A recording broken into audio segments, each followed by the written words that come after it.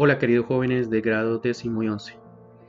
Para mí es un motivo muy grande encontrarme frente a ustedes para hablarles sobre el verdadero sentido de la religión, valiéndome la historia comparada a las religiones, para dar en sí una respuesta clara y concisa en lo relacionado a la religión, por qué es tan importante, por qué hace parte de mi vida y por qué la religión ha jugado un papel importante en la historia. Para eso vamos a tener en cuenta pues los diferentes avatares del mundo pues que ha llevado al hombre, a la humanidad entera, a encontrarse progresivamente con la verdad y a confrontarse con ella. Trae como consecuencia a interrogantes sobre el sentido de las cosas y sobre su propia existencia. Por lo demás, una simple mirada a la historia con claridad, como en distintas partes de la Tierra, marcadas por culturas diferentes, brotan al mismo tiempo las preguntas de fondo que caracterizan el recorrido de la existencia humana. Por ejemplo, ¿quién soy yo? ¿De dónde vengo? ¿Y a dónde voy? ¿Por qué existe el mal? ¿Qué hay después de esta vida? Estas mismas preguntas las encontramos en los escritos sagrados de Israel, pero también aparecen en los Vedas, en los Avestas, en los escritos de Confucio, Lao Tse, en las predicaciones de los Tirthankara y de Buda. Asimismo se encuentran en los poemas de Homero y en las tragedias de Eurípides y Sófocles, así como en los tratados filosóficos de Platón y Aristóteles. Por lo tanto, la religión propone las respuestas más fuertes y antiguas y vivas a la cuestión del sentido de la vida, porque la religión conlleva el estudio sobre Dios y esta a la verdad. En la religión precisamente se ha articulado de un modo infinitamente variado una experiencia de la vida que reconoce en ella un trayecto dotado de sentido, porque en esta vida se inscribe en un conjunto que lleva a una dirección y tiene un fin y un origen. Por eso, gracias al estudio de la religión, ha traído interrogantes sobre el origen de la vida que está sometida por algo superior que se constituye en acto de adoración. En sí, la religión maneja un enfoque funcionalista porque da respuesta para quien la practica. Por ejemplo, la religión ha servido para explicar los fenómenos naturales en una época en la que no existía ciencia. De ahí proviene su recurso a los poderes mágicos y demoníacos. Segundo ejemplo, otra explicación percibe la religión como un intento de explicar las obligaciones morales. Hay que orar moralmente porque se trata de un mandamiento divino. El fenómeno religioso se explica aquí a partir del sentimiento moral al que se le considera más originario y auténtico que aquel.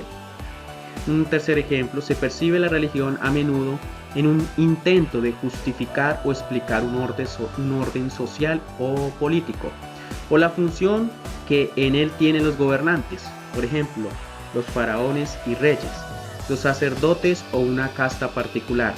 La religión considerada opio del pueblo se reduce en estos casos a un fenómeno sociológico, político o ideológico que se considera más originario.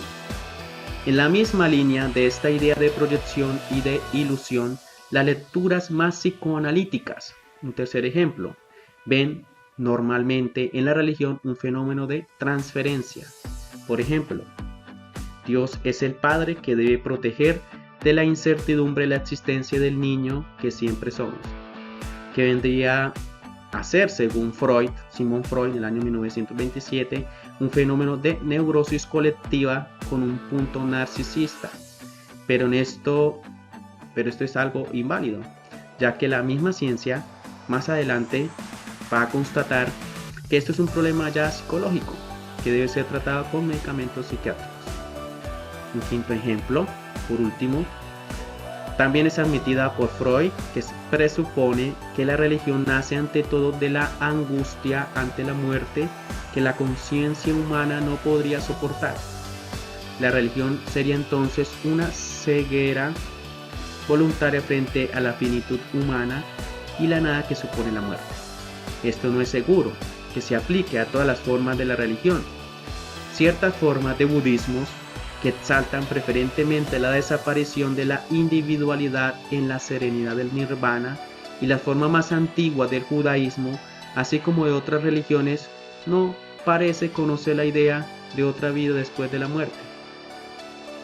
En conclusión, la religión es universal y, como dice Hegel, es lo más propio y valioso que tiene el hombre y las culturas, la mayor fuente de felicidad.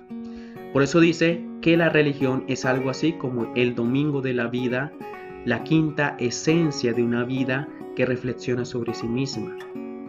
La religión subraya así que ningún hombre existe realmente sin alguna forma de religión, esto es, sin alguna orientación fundamental, por embrionaria que sea, a propósito de su existencia y que algunos preferirían llamar espiritualidad, visión del mundo o filosofía de la vida. Podemos recordar la frase de Agustín, según la cual cada uno es una cuestión para sí mismo, o la de Heidegger, para quien el hombre es el ser al que en su ser le ve a este mismo ser. La religión propone en sí, una salvación universal. Queridos jóvenes, es de vital importancia conocer lo que en sí es la religión, porque a través de ella vamos comprendiendo sobre el origen, la historia, de dónde procedemos y a dónde vamos. Pero hay que tener en cuenta que hace parte de nuestra vida. No debemos limitar la religión como una especie de sentimentalismo, como una expresión ya más neurótica, como decía Freud. No. Más allá de todo eso, la religión tiene una trascendencia, ¿sí? Porque detrás de todo esto hay una historia de salvación. Cada uno de nosotros somos una historia, ¿sí? Y la historia está plasmada a través de los hechos. Por eso a través de la historia comprendemos y hemos comprendido que venimos de un Dios. Y no solamente eso, no hay que salir tampoco pues del hecho religioso y toda la historia que hemos como tal escuchado y hemos estudiado, sino que espiritualmente, la religión es innata en cada uno de nosotros los seres humanos. O sea, nosotros creemos en un Dios, así sea el Dios monoteísta de los judíos y de nosotros los cristianos católicos, de un Dios que es el creador. Hay muchas personas en otras religiones orientales, que creen en varios dioses, politeísmo, ¿no? Entonces, en sí, el hombre como tal está tendido a una creencia, a creer en un Dios y a endiosar, porque el hombre tiene sentimientos, expresa lo que siente, lo que hace, y porque necesita de un ser sobrenatural que lo transcienda, que lo motive,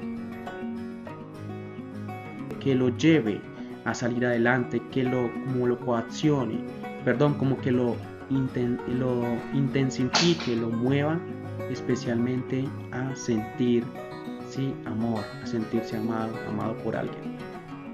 Y ese es un Dios del que pues en muchas religiones lo han comprendido de otras maneras, pues nosotros lo creemos como un Dios que en Jesucristo nos ha dado la salvación, la vida eterna.